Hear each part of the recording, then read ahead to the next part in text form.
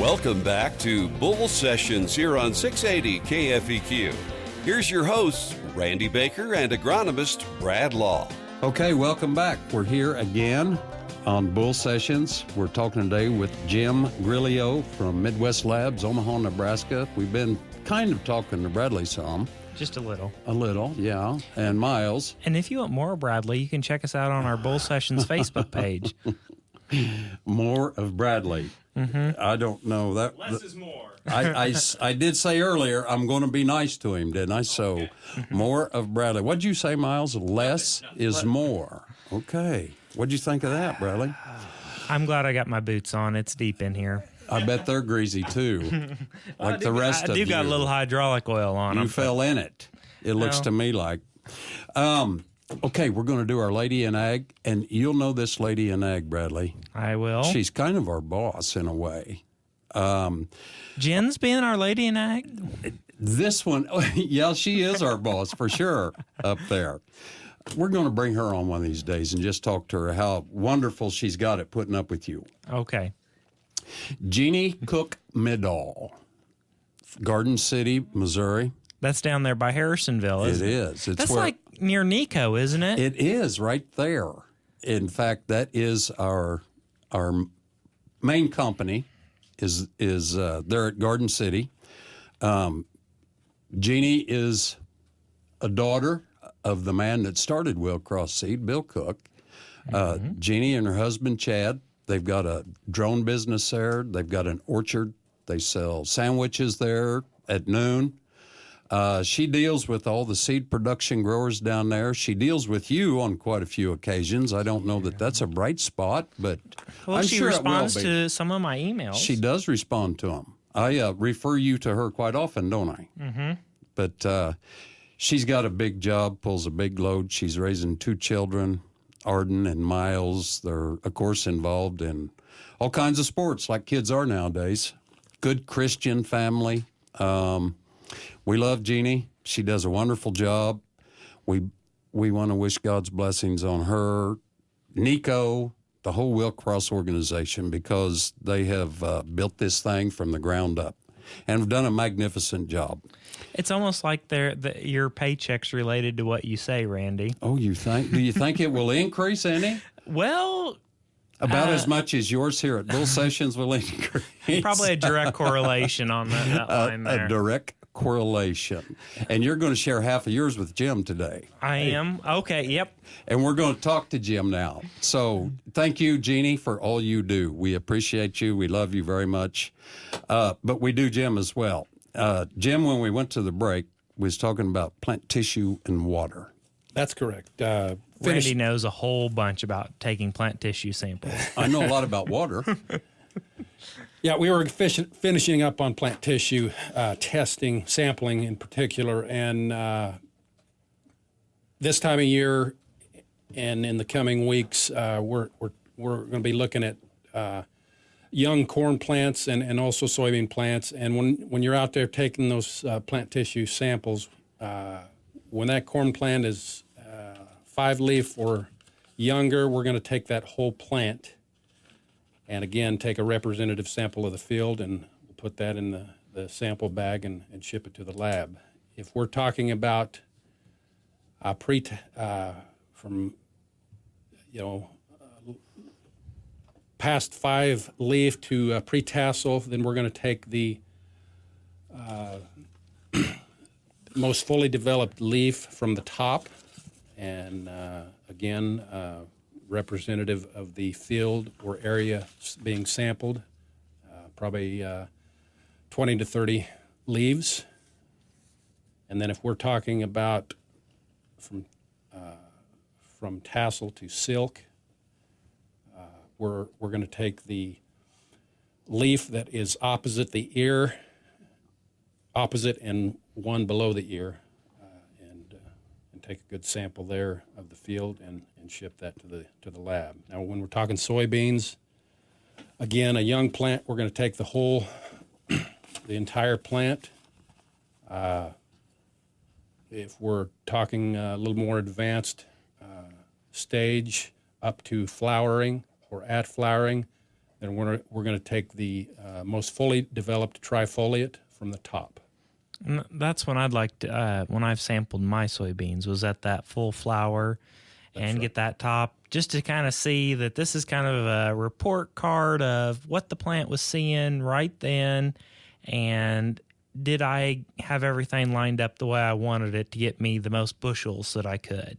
That's correct. Because I'm not too excited about going out and top dressing soybeans like I would corn, or even flying on something like you would on corn. Do you ever recommend that, Jim? Well, I have, but in the areas I have, it's with center pivot irrigation, and those farmers were able to fertigate, and that made it a lot easier. And but when we're talking dry land fields, no, generally not. Now, what is the turnaround time on this plant analysis? If I were to send you, well, this is Saturday morning. If I were to go out Monday morning, pull some samples, next day I'm to Midwest, when would I have my results typically? Okay, so we're going to receive them on Tuesday. You'll have results on Thursday. 48-hour turnaround. 48 hours via email. So That's correct. And that is pretty cool. And those results will be archived on our website. You have access to them 24/7, and you're going to have access to them 10 years from now. Now, do you guys still send out a paper copy later on? We do if you want that. That's totally up to you. Of course, there's a lot of guys that don't email. That's correct. And I was just wondering about them. How do they? Yeah, you will receive a hard copy in the mail, and How long does that take? It'd be a little longer, no doubt. depends on where you're located. Post generally, office is a little inconsistent. If that analysis is done on Thursday, they're going to be mailed out, and you might receive it on Friday. You might receive it on Monday or Tuesday the next week. That's still pretty quick. I mean, that's quick enough to make a difference. Now, Jim mentioned something cool, that down where, you live, earlier you said you lived, when we were talking, you said you lived down by Wichita. Kansas. And you have some, Randy's making faces. I am not. You mentioned irrigation and fertigating, and as much as I'd like to, but I don't have a center pivot at my farm or drip irrigation. We didn't have enough water. But what are some testing you can do for our guys up in Nebraska and out into Kansas that do have those center pivots or drip?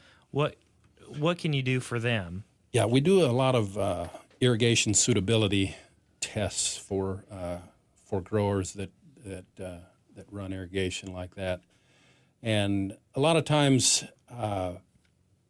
growers will experience some problems, fertility problems on their farms, or at least they think that it's fertility, and it might end up being structurally related. And what I mean by that is it might be from sodium or salt problems coming from the irrigation water. And year after year of irrigating that poor quality water, they're developing a real problem that can affect structure, which can affect fertilizer uptake.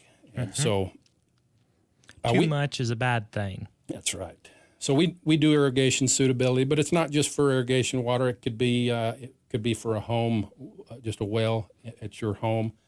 We can do a suitability test for that as well. Now, do you do any of the water for like testing for spray water or anything like that? Sure, we can do that as well, and we do for ag retailers and growers. So you can tell, do I need to put this AMS in there, or what sort of? Yeah, you're gonna know what the hardness is of that water, and then essentially know how much you're gonna need to soften it with that AMS. That is cool stuff. I mean, at least when you run these tests, then you can know and make an educated decision and not go out there blind or create another problem. I've got water, so I'm going to irrigate, and then, my water was crap, and now I've spent all this money on equipment and I'm making my farm worse, but I've got water, but Yeah. it's not good water. Yeah, I see that quite often, and it kind of depends on where in the Midwest or Plain states you are growing. Well, and I've even heard of that coming from like California, where they had high magnesium in the water, that it raised their base saturation of magnesium higher than their base saturation of calcium. Yep, that's correct. Which is not a good thing. I mean, magnesium's like my least favorite nutrient that I almost despise because my farm's high in it. It is, and you can develop some structural problems, like I mentioned, which leads to compaction, and that just brings on all kinds of problems.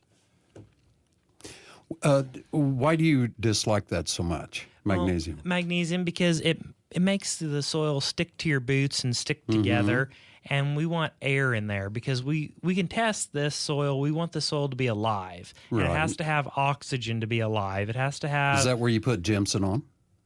Well, you have to have your calcium up so far, and then Didn't you do a lot of Jimson here a while back? No. What was that you put on? I put on soft rock phosphate. Oh, okay. But the magnesium, I actually try to leach it off with sulfur. Once I have adequate calcium and drainage, then we can leach it off with some sulfur. But it's a slow process.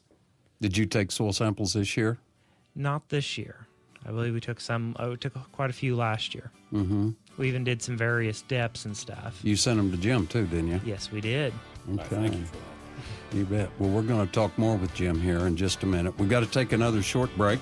When we come back, focus on the farmer. And again, like I said, more with Jim, Midwest Labs. So stay with us here on 680 KFEQ.